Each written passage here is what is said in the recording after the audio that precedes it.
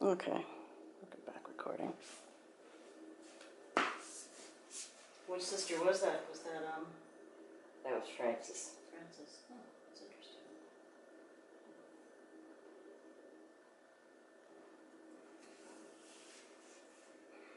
Get my internet back.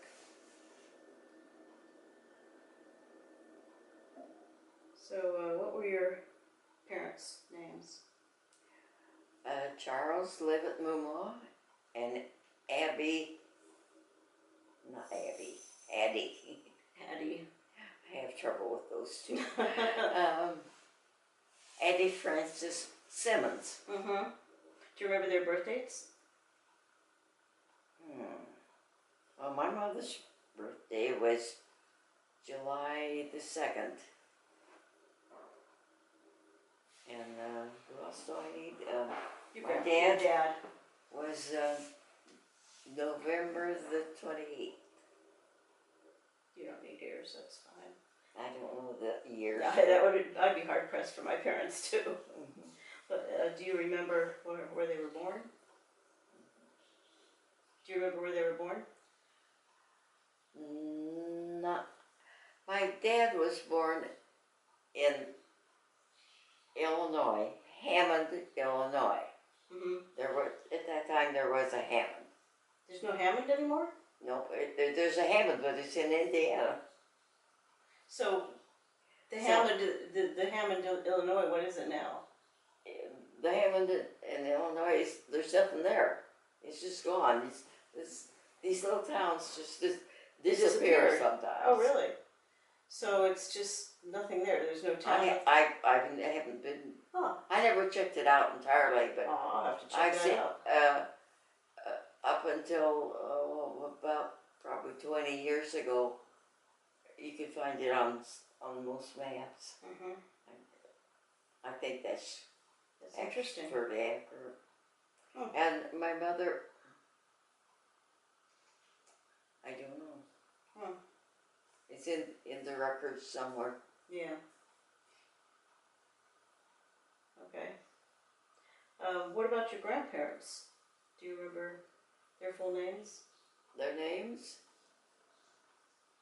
Well, my father's parents were Walter Scott Moomau and Abby Hannah Levitt. Uh-huh.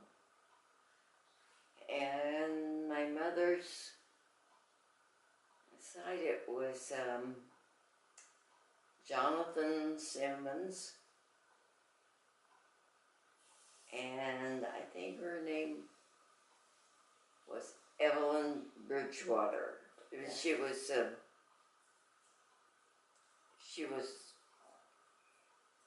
dead long before I knew about, and she died young.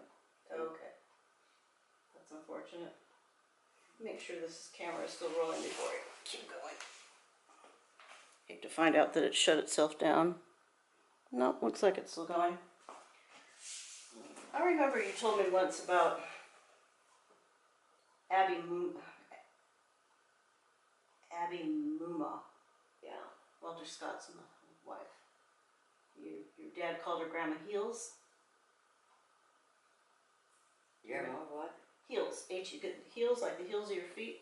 Oh yeah. Yeah, my grandma Moomau lived with us the last days of her life.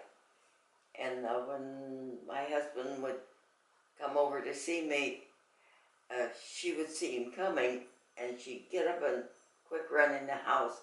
And he said all he ever saw was her heels disappearing around the corner. So we called her Grandma Heels. Is she shy or something? Yeah, I guess. Huh. That's a funny story. Yeah. Oh. And she sat on the front porch a lot and watched the world go by. Uh-huh. So, your grandfather, Moomau, Walter Scott, he, as records show, he was born in, West Virginia. It was Virginia at the time. And then he came to Illinois right after he came of age. Did he ever talk about that? I never spent much time with him. Okay. What did your parents do for a living? What was their occupation? Of course, women didn't work in those days. Mm-hmm.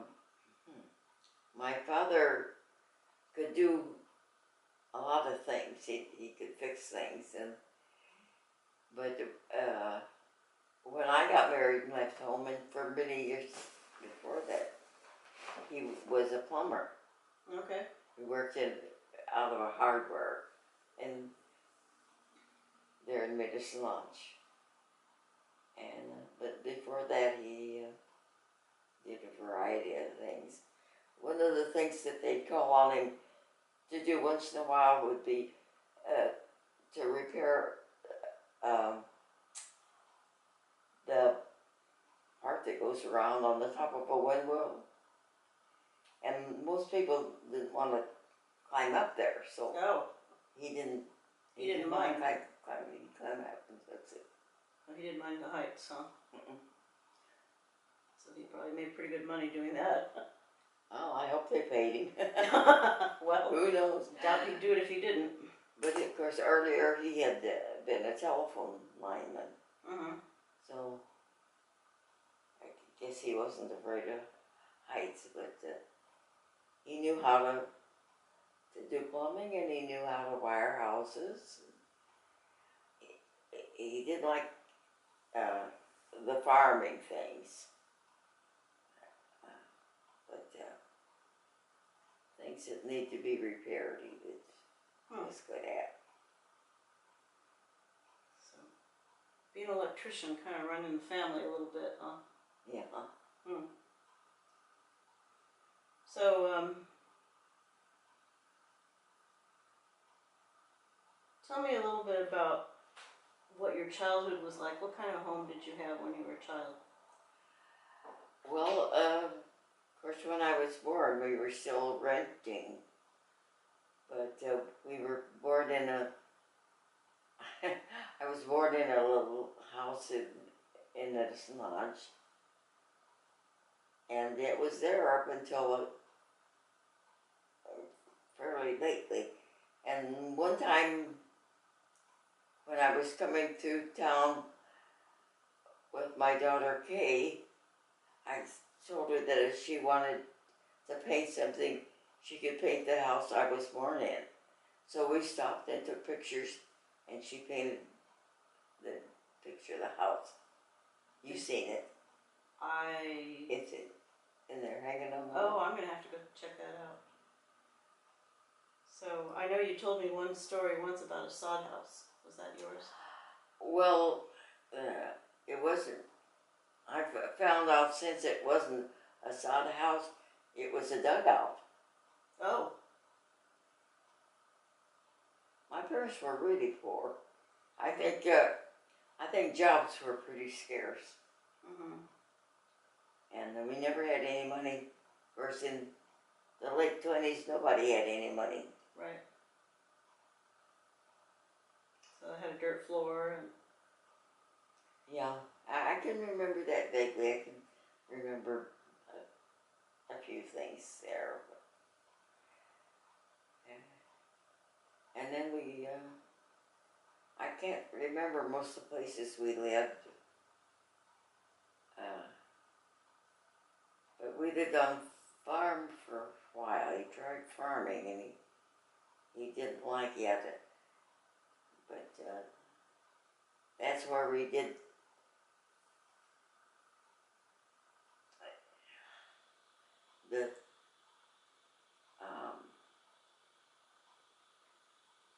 Where my brother and sister started school, or went to school, to the little country school, and all that. But we moved back to town when I was 4, I think.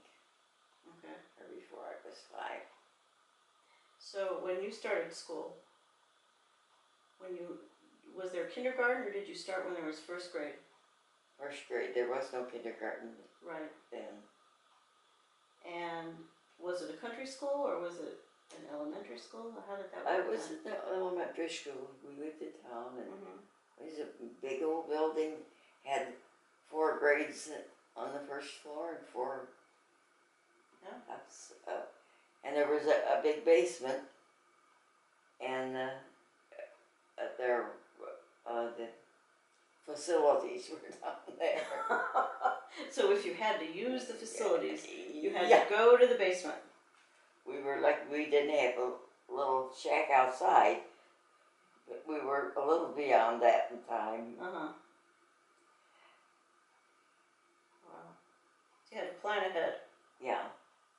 And I went to school there until I reached junior high, and the junior high was in the same building as the high school. It had been added on to the high school. Okay.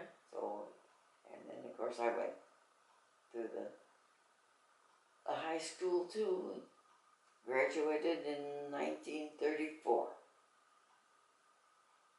34. Okay.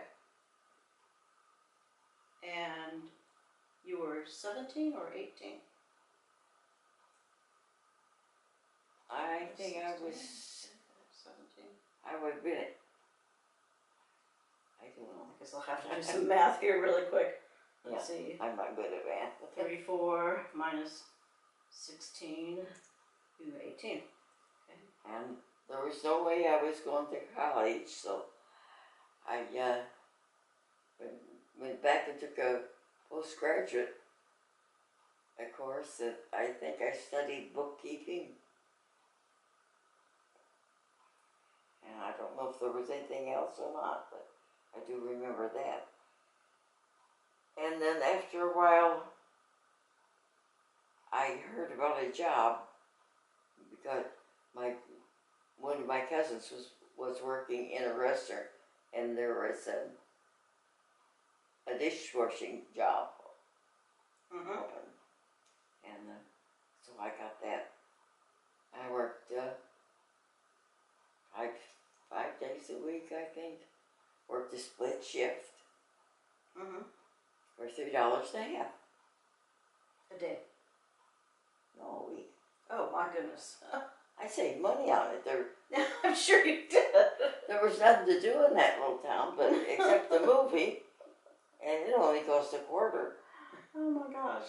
So you even thought twice before you spent that quarter, because Okay. it was a lot bigger then. This Yeah. Oh wow. But and I worked in that restaurant until I got married. So tell me about when you started dating. Did you date before you started dating Grandpa? Were you dating anyone else? Yeah, I dated several boys, mostly out of town. Boys that I met through my church youth group. What did you kids generally do on dates back then? Oh, we went to the affairs that would happen at high school, the ball games. Sometimes there would be a play presented or stuff like that, and movies, but sometimes you just didn't even have the money for that. Right.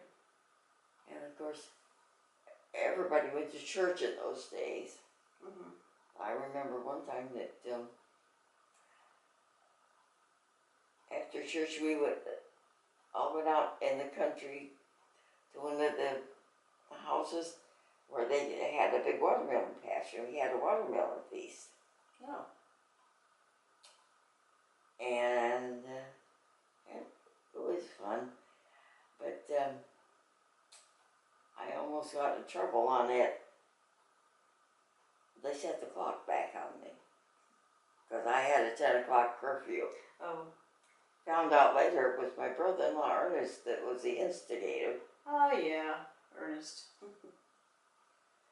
But when I told my mother what had happened, she understood, because the same thing had happened to her when she was a child. Somebody had really? set the clock back on. So that was a typical thing to do to young girls. It's Yeah. Just like, I'm gonna get her. I'm gonna set the clock back, and she'll miss her curfew. Yeah, So. I don't know how frequently it happened, but Oh, it sounds like it happened more it than happened once. to me. Yeah.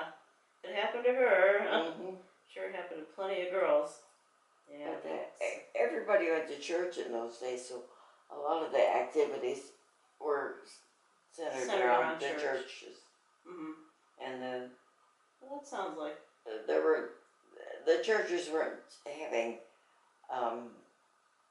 money raising things like they do now. Mm-hmm.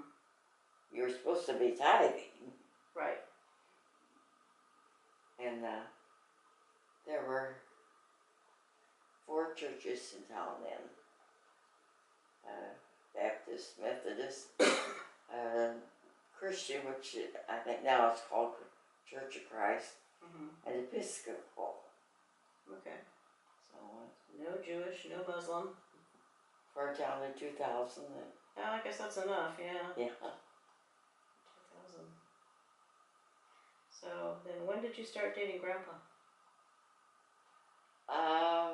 4th of July, 1935. Wow, you remember the day. Yeah, because it was an occasion. His parents were there visiting, and they had come out with Grandma Beulah's brother Lester and his wife Manette. So were they not I living? guess they had the car. Oh. Anyhow, they were staying with Grandpa and Grandma Clemens and Lily So were they living in, Medicine Lodge. but Grandpa wasn't?